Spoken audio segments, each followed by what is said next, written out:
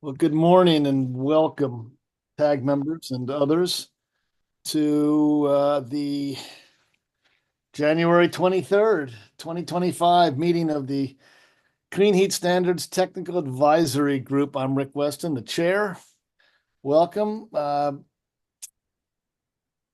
As usual, I ask that members of the TAG keep your video on if you can, and your audio off unless you're speaking, and members of the public keep both off unless you're speaking. Um, let's see, is there any other? No, I think that's it on the housekeeping. We don't use as I say, we don't use the chat function except for posting links, that sort of thing. I will start by asking folks if they've had a chance to review the minutes, and I'll take a motion to approve those minutes from a member. Ken.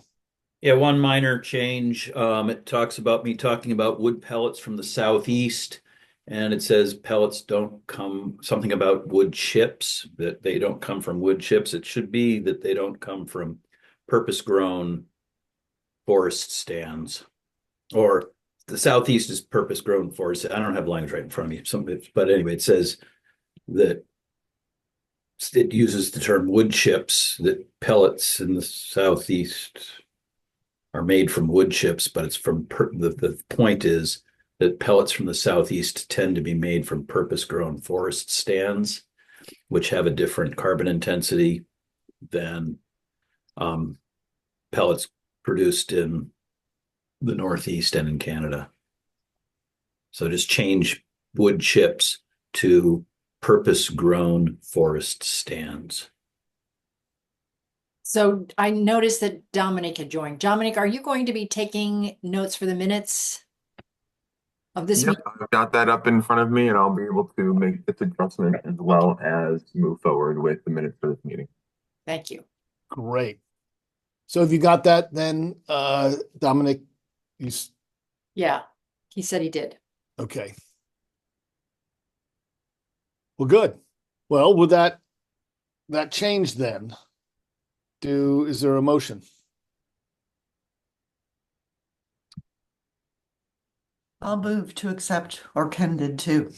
Oh, thank you, Michelle. We have a motion to adopt the minutes of January 9th as amended. All in favor, please raise your hand. Your yellow hand or whatever probably does the trick. If I can find mine, I will. There we go. Okay. All opposed, signify by any abstentions. Okay, great. Thank you very much. Okay, we have with us Tom Nauer from the Public Utility Commission to fill us in on what's happening. Tom? Yeah, thanks for inviting me, Rick. So before I get into what's happening, I just wanted to, before I forget, and this is very important to me, thank all the members of the TAG for all of your work over the last year plus. Also extend a thanks to Catherine for your helping keep the TAG moving and accomplishing its tasks. And also a thank you to all of the members of the public who showed up on their own time and contributed meaningfully. I think everyone on this call and those who are not on this call really did contribute to the overall effort. So just wanted to begin with that thanks to everyone for your efforts. So what's happening? We issued the report late on the 15th, and I'm not going to read all 274 pages to you right now, but what was in that document, just at a high level, a recap of the efforts we've undertaken, the public outreach that was done to get to the end line, obviously the economic modeling, a kind of discussion of problems with this specific clean heat standard, and some proposed alternatives to the clean heat standard.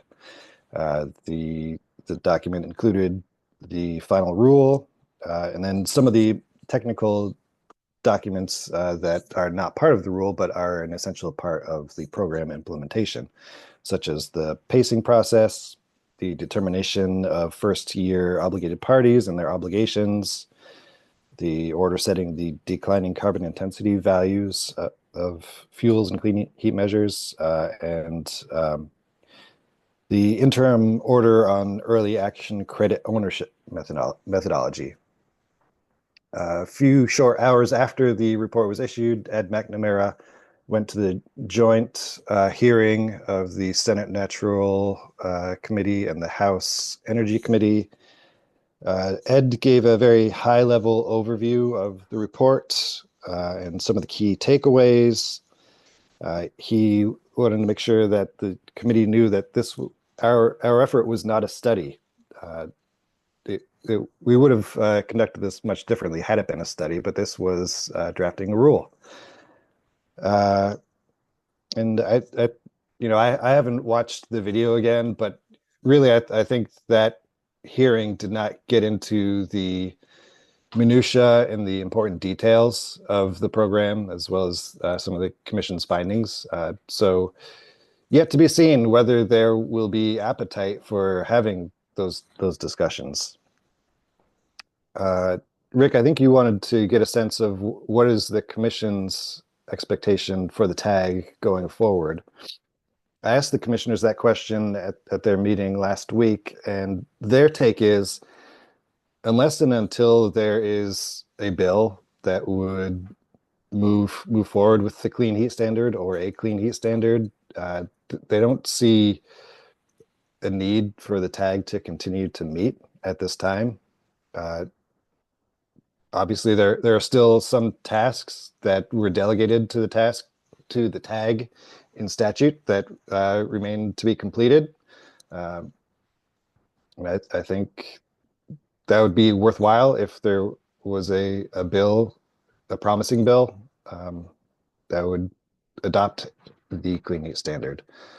So I think what you said in your email, Rick, that you don't see the tag meeting in the near future is probably what the commission would advise as well. Thanks, Tom.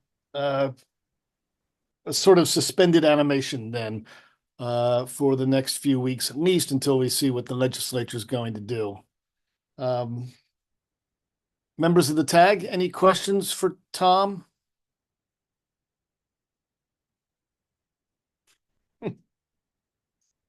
No questions. But boy, Tom, thanks to you and your staff for all the work that you guys did, because it was, that was a Sisyphean task, and you guys really took it on with intelligence and grace. And I want you to know that everybody saw that. Thank you, Brian. It's very much appreciated.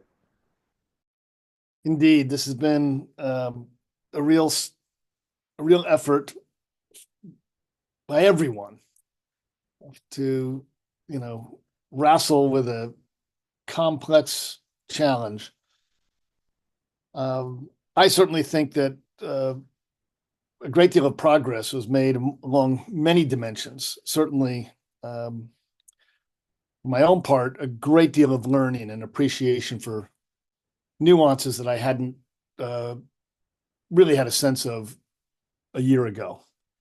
So I think I do feel that there's much that we have a strong foundation to build on here. In any kind of program, an amended CHS or a new program altogether will really benefit from all the work that the PUC, the TAG, the EAG, and members of the public have done. So I have nothing but praise for the efforts of everyone here. TAG members, anything else you want to ask of Tom? Any thoughts of your own, other thoughts? I certainly feel like, this is this is how the world ends, right? Not with a bang, but a whimper.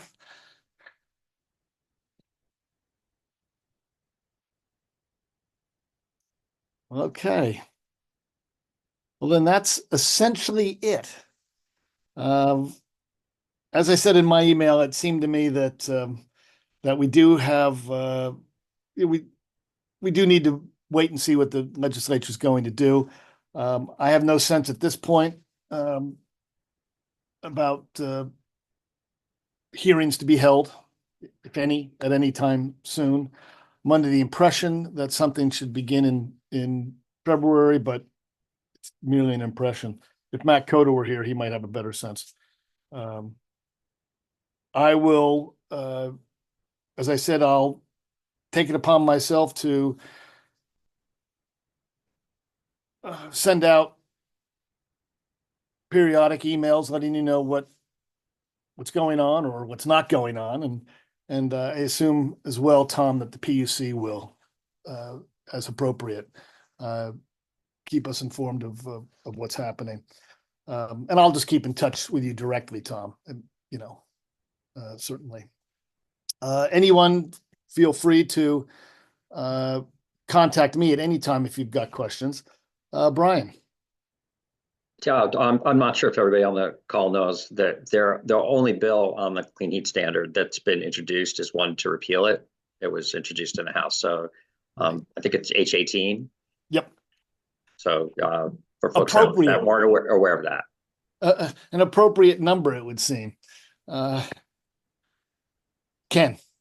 Yeah, I just want to weigh in on my thanks to you, Rick, and to Emily and to Catherine. I hope we're not as hard to work with as I could imagine if I had to observe this from outside, because you certainly, Catherine, really helped make each of these meetings move forward, and Rick and Emily, that's the sort of structure under which we worked. I think worked. I always felt that I think we all of us were allowed to be heard, and our input was incorporated into the communications we'd made to the PUC. And this was a really, really complicated task. And I'll say I'm proud to be in a part of it. I very much hope that the effort is not fruitless. As we know, the issues of climate change are not going away. And I'm hoping that Vermont can play a leadership role, and it won't be a clean heat standard as kind of drafted in that legislation, but still a mechanism to accelerate the use of installed measures, and what I learned, the acceleration in the next 5 to 10 years of lower carbon renewable fuels. I think is really important, and I hope that there's a mechanism to move forward on that. So thanks to all of you, and I don't know if we'll get back together, but I hope this work continues in some form. Emily Levin. Thank you, Ken. At the risk of extending the meeting unnecessarily, I was expecting or hoping to get a little bit more information about the legislative hearing, like how that went, the kinds of questions that were asked. I don't know if others are curious as well. I understand it. The next steps are a bit murky at this point, so I'm not looking for that, but I was just curious about kind of, I think you mentioned who spoke, but like the tenor of the comments, and I don't know, just any insights. I'll take a shot at it. I was there and I testified. Sure, Emily. Thank you. 3 folks testified. Well, 4. The first 45 minutes of the hearing were devoted to a recap of Act 18, the Clean Heat Standard. And gosh, off the top of my head, I've forgotten her name, but the legislative counsel who is assigned to the energy committees gave a rundown of how the statute works. And it was, pretty detailed. It took about 45 minutes. Of course, as you know, it's a detailed statute. After that, Ed McNamara spoke, and he pretty much did as Tom said, summarized the report, talked about some of the key issues, told the committee how how the commission felt about Act 18, talked about the very briefly the three potential alternatives, not mutually exclusive alternatives to the CHS that the legislature might want to consider. He did say, as I was glad to hear him say it. I, of course, was not surprised to hear him say that, of course, if the legislature, wants the CHS as it is currently in statute to go forward and passes a bill to do so, and of course that bill would have to be signed by the governor. If that happens, the PUC will implement the law and administer it, fully to the best of its ability. There actually, I didn't take a lot of notes. There wasn't a lot of questioning. There was some, clarification here and there. Ed talked about the economic study and the numbers attached to that, and it became clear. And this was something that I was curious about because I was cramming at the time. I was sitting in the back reading the report as he was talking about it. One element of the economic study was not as well described in the report as it could have been, and that is the nature of participant costs. There were program costs, there were societal benefits, but the numbers, which I know the study has, were not, as I recall, expressed in the narrative of the report as to what the participant costs would be for the program. So there was some discussion about that, but I suspect there'll be, if there are later hearings, Commissioner Allen will have a chance to speak to those. I would suspect. After that, here's another thing, Emily. It was almost everybody on that committee is new to the work. Okay, the chairs of both committees. It was a joint committee hearing, as Tom said, Senate Natural Resources and Energy and House Energy and Digital Infrastructure. 2 new chairs and a lot of new faces. So Ed spent some time, briefly explaining about the PUC and said that, and noted as well that there will be a Regulation 101 hearing at some point for them, or a series of hearings. So there weren't a lot of, there wasn't a lot of questioning. This was really introductory. It was, sort of the opening of a session-long discussion. Next was, Tom, do you want to correct anything? No, I don't mean to interrupt you, Rick. Just on the participant costs question, that is a piece of work that we are going to be undertaking in the near future to see if we can get that incorporated into the economic model somehow. Yep. Great. Thank you. Okay, Brian? As long as there's a pause in the action, right at the outset of the hearing, the chairs made it clear that clarifying questions were welcomed, but that this wasn't the time to opine on the future of the law or anything like that. So they're mostly technical questions. The ones that stood out to me were like, well, what happens if we don't do anything, for example? Right. So do not act either to move the law forward or to repeal it. What if we do nothing? What continues to happen? Well, in the law, what happens is registration requirement is maintained. And Chair McNamara did highlight that as one of the issues with implementation, that there are still issues with the registration process and the number of likely obligated parties or other parties that are subject to the registration requirement that haven't registered yet. That the tag, of course, goes on. The Equity Advisory Group is to be maintained until the regulation, until the program is instituted. So if there's no action, the EAG, at least in theory, would continue to exist and be available to do something. Beyond that, I think that was like the most interesting question that I thought that was heard. I don't know if you remember any others, Tom or Rick. No, I don't. I was sitting with Mia when that issue came up, and it is a funny Mia Watson, the chair of the EAG. It is a funny little quirk of Act 18 that it's only when the rules implemented that or adopted that the EAG goes away. So they're in they're they're in sort of limbo, I guess, as we are. Limbo or purgatory. You can decide which. Yeah, no, thank you for that, Brian. I hadn't recalled those. They hadn't come to mind, but you're absolutely right. This was not meant to be an in-depth cross-examination of parties, as it were. Mia spoke, and her notes, the notes to her testimony, she sent into the committees as well, so they should be available.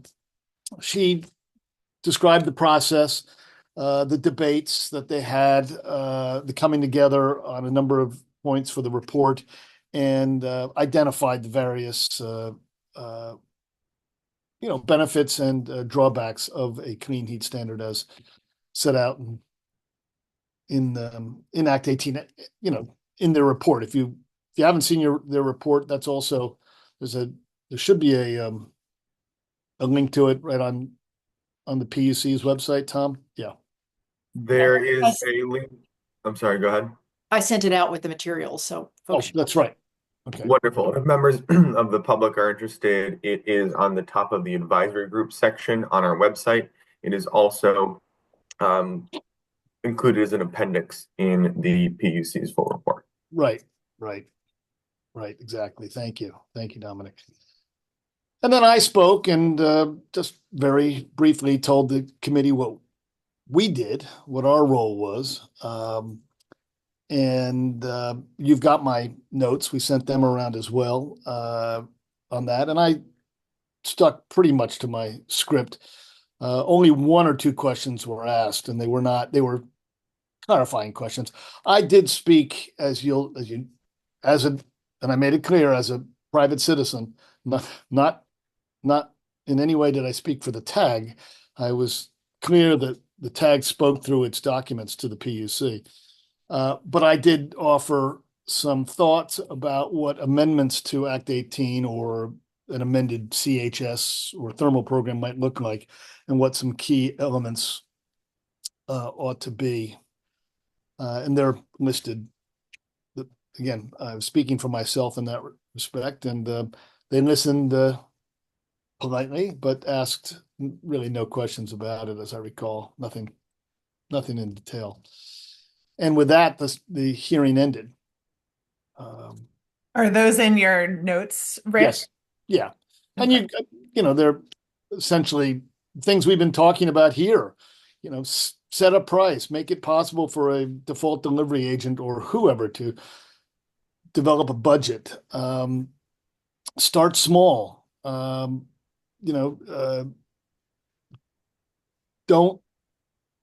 not do anything.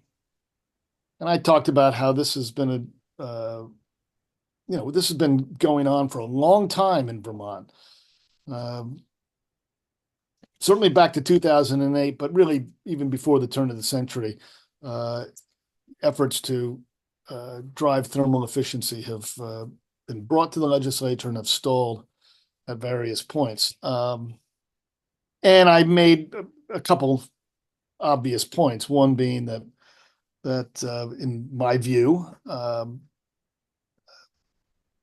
thermal efficiency, emissions reductions and affordable heat are not mutually exclusive. They in fact are the same thing over the long term. And I talked about how we know this from our experience with efficiency and renewables and other things. And I also made the obvious point that affordable heat needs to be a part of affordable housing. So that's where I'm coming from. I mean, again, speaking for myself. Yeah, I was Yep. I was just gonna say In 2012, back when I was with Efficiency Vermont, I served on the Thermal Efficiency Task Force, which was a significant prior effort with a similar task force developing recommendations. One of the major ones of which was we need a thermal energy charge, a recommendation that the PUC has circled back to. So that, I guess that's the thing, just to offer like a tiny bit of commentary. The solutions that are being identified by the PUC as like more straightforward and logical approaches. It's not like nobody's ever thought of them before. We've been trying to get them passed for more than 10 years to no avail.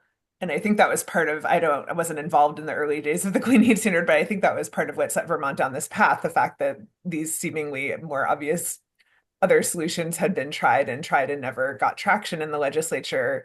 Maybe there's reason to believe they will this time. I think that's right, Emily. I think your assessment is right. Yeah. I said to the committee what I will say to you now, and that is to echo what Brian and Ken and others have said, that I really have only the greatest praise and gratitude for the work that you've all done. This is hard. It was a hard slog. You dedicated a great deal of personal and professional time and effort to this. Well, time to the effort, I should say. Your work on documents, in subgroup meetings, your industry, all are to be just highly praised, and the state of Vermont should be very thankful to you all. I want to thank personally each and every one of you, and I will offline in the weeks to come. But for now, let me just say, for Emily Levin as co-chair, my great thanks. You made my job a lot easier. And of course, to Catherine Morris and CBI. I will confess, if anybody remembers, I was one who said, we don't need a facilitator a year ago. Well, let me say publicly, I was wrong. And I can't imagine a finer job being done. Catherine, you've been terrific. You've certainly, put up with my ups and downs, and I just can't tell you how grateful I am. And to everyone, the same way. You all participated in making this move in a good, strong direction. We did not reach, agreement on everything, but we pushed the needle, and there's been a great deal of learning. I just can't tell you how much I appreciate it. And I'm going to remain hopeful that there will be work for us again in the future, and that we can help the state put something into place in the weeks, months, or years to come. So again, thank you all so much, Catherine, Emily, all of you. And I thank you, just thank you not on behalf of myself, but on behalf of the state, if I can be so arrogant. And I'll just add that it's been such a great pleasure, and I would say an honor to work with all of you. You've been a great group. This has been the highlight of my 2024 work, I have to say, this project. I've, really enjoyed both the substance and, as Rick said, learned a lot. Glad I have a convert, at least one more convert. The facilitators can help. And it's a real pleasure working with you all. Well, thank you both for everything, and we'll stay tuned for further updates. I would appreciate it. I'm not in a position to monitor the legislature very closely, so to the extent you are able to share ad hoc updates with us, Rick, I would welcome those. I will do that. I will take on that task. So expect to hear from me, certainly no more than once a week, but probably, twice a month or so, at least to begin. I'll let you know what's going on. And again, I think as appropriate, we'll probably hear from Tom or the PUC or Dominic at some point. Luce. Hi, good morning. Yes, to echo that, even sending us an email, there's a hearing coming up in the committee that we could Okay. listen in on because it is really hard to keep track of, and it's going Sure. super fast right now, right? So being aware of when the hearings are for, when they're I'm sure that the Energy Committee is going to be talking about this a lot. So when is that happening would be helpful. Sure. Okay, I'll do that. But thank you. And I echo, thank you, everybody. And thank you to Ken Jones, too, who really Yes. put a lot of effort in and was very knowledgeable on things I knew nothing about. And it was great to read his summaries. That really helped me a lot. So thanks, Ken. Agreed. Yes, the hard work by all of you. Everybody contributed in meaningful ways at really important points. And I'm with you, Luce. I can't tell you how much I learned and how much I appreciate it and how much I hope that will help future action, all the work and learning that's been done. Okay. Are there any other comments by anyone? Do you want to open it up for the last public comment session? If there's any public comment, sure. Mr. Persampieri. I wanted to thank the TAG, the commission, Catherine, and all the state agencies who've been involved in taking on this monumental and difficult task. And I just had one housekeeping question. I was wondering if the TAG's final memoranda to the PUC will be made publicly available. I know that, you provided memos to them on, upstream avoided emissions of biofuels, land use change, definition of advanced wood heat, the memo on health considerations. And I just haven't seen final versions of those that were submitted to the PUC posted anywhere. If they are posted somewhere and I've missed them, I apologize. But I think you all have put a lot of work into this, and I just think that your final recommendations ought to be publicly available. If Sure. not, I'll have to do a public records request to the PUC. Oh, no. I'm sure they are available somewhere. Dominic or Tom, those final versions we sent last week, I suspect you have, and we'll post at some point if you haven't already. And Mr. Persampieri, my memo, the report that I did on just what the TAG had done, that's attached to the PUC's report to the legislature. I did see that, and I read it, and thank you for that report. Yeah, I note that the Equity Advisory Group's report was also attached to the report to the legislature, as well as all of the EAG's memos to the PUC. I believe Deirdre has posted. I understood that she posted all of our memos as they came in, or maybe in some cases belatedly, but she posted them to the site. Yeah, and Dominic just, I think, provided all Oh, of them. okay. So they should be up on the EPUC site. Correct. Okay, I see that now. The report titled 2024 End of Year Report on TAG Activities is up on the website. I just realized a second ago that there was an issue internally, so the public might not have been able to access that. That has been fixed and it is ready for download at the link I dropped in the chat. It is also at the top of our advisory group materials page. As for the previous memos, I believe Catherine is correct, and those are all listed in the Dash rule case on EPUC, the links to which are still active on the website. I'll look for them there. I don't remember seeing them, but thank you. Yeah, if there is an opportunity, if it's not too much trouble to kind of link them under the little tag section of the website, I could see that being useful if it's not too much trouble for the PUC to do. And let me say explicitly something I only alluded to a moment ago, and that is I want to and I know we, as Brian said and others, want to extend our gratitude to you, Tom, to you, Dominic, and of course to Deirdre, who's out on maternity leave, for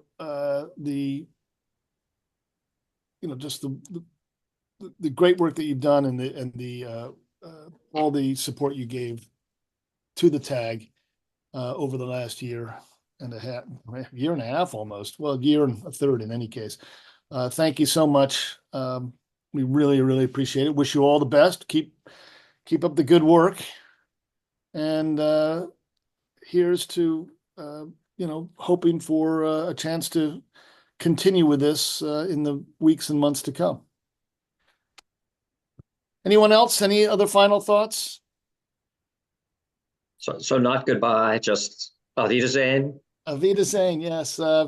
Until we next meet. And I hope I'm afraid we must say goodbye to Catherine, though, because the contract expires. Yes. You never Yes. know. Yeah. Well, you never know. Maybe the legislature will see reason to set aside some Appropriate money all for. kinds of money for facilitators. Who knows? That's right. Exactly. Maybe. I mean, that was one of the big benefits of our participation in the U.S. Climate Alliance, which is where that funding actually came from. Yeah. Yeah. Exactly. And